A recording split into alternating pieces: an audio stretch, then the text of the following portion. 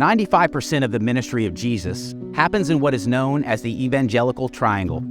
This includes the cities Chorazin, Bethsaida, and Capernaum. These are all on the north end of the Galilee, but today we are on the southeast side.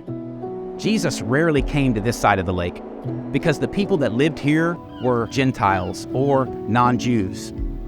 These are non-believers. They did not keep the law of Moses, and they worshiped false gods.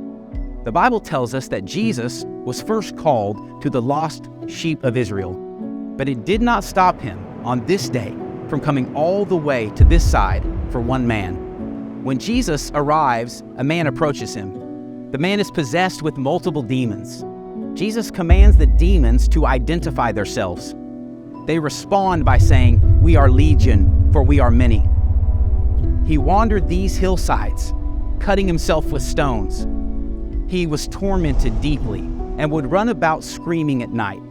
Some people had even tried to chain him up, but time and time again, he would just break free of the chains. The demons inside the man plead with Jesus, not to send them into the abyss, but to let them go into a local herd of pigs. That's very interesting, because on the Jewish side of the Galilee, you won't find pigs or pig farmers. Pigs are considered unkosher or not acceptable to eat or interact with. But surprise, surprise, on this side of the lake, you will find pig bones throughout excavations. When unearthing Jewish sites in the Galilee, you will not find anything unkosher, especially swine. So excavations will tell us exactly what the Bible does, that Jesus is on this side of the lake where there are pig farming Gentiles. Jesus then rebukes the demons that hold his life and sends them into the pigs. The pigs then run violently down the steep embankment into the Galilee. Once again, there is only one area on the lake that has this type of steep embankment, and it just happens to be where we are today. After this, it says that he is clothed and in his right mind. That means that this man wasn't clothed before. This guy was wild. He was out there. You see, we work at a ministry called Teen Challenge, where we understand addiction. We understand torment. We understand cutting and self-harm. We know what it feels like to be bound and out of control. This man is one of us. But this day, everything is about to change because Jesus comes all the way to this side of the lake to set him free.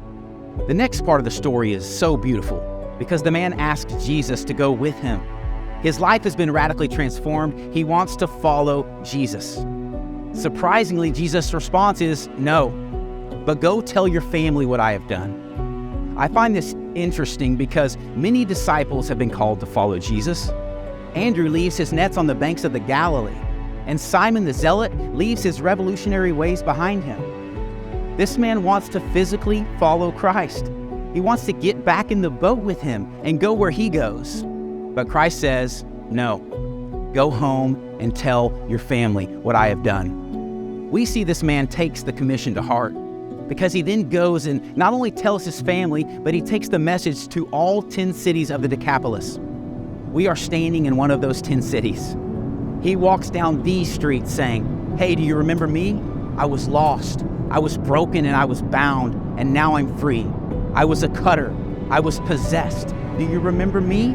You tried to chain me up, but you couldn't bind me. I was set free by Jesus." By this time, the rumors of Jesus had spread far and wide, and this man was one of the ones sharing the good news. These cities were not close together. It wasn't just a one-day journey.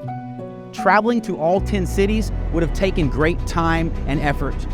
This was a life of sharing his freedom and deliverance with other people as he travels from city to city to city, up mountains and down treacherous valleys.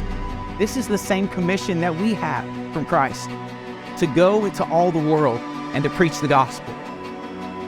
In this class, we are talking about testimonies and sharing Christ's work in our life. Let me tell you how powerful your testimony is. One man can make an impact on 10 cities. No matter how small you think your testimony is, it can have a massive impact on your world. On one occasion, Jesus sends his disciples out 2 by 2. He does not go with them. They went and shared the gospel and came back excited because of all that God had done through them. It wasn't just Jesus sharing the message anymore. It was theirs as well. They had been impacted and transformed by it. The same goes for this man. This is now his cause. His life has been drastically changed, and he's going to tell the world. The end of the story is this. Jesus leaves this earth, and he entrusts the gospel into hands like ours. Broken people, lost people, weak people, burdened people. He entrusts us with the gospel. Just because you were counted out and broken doesn't mean Christ can't use you. So I challenge you, when it comes to your testimony, take it to 10 cities. Take it back home and share the gospel's changing power in your life. Tell them who you used to be and who you are today. Say, I was blind and now I see. I was deaf and now I hear. If God can use a demoniac to change the world, he can use you too.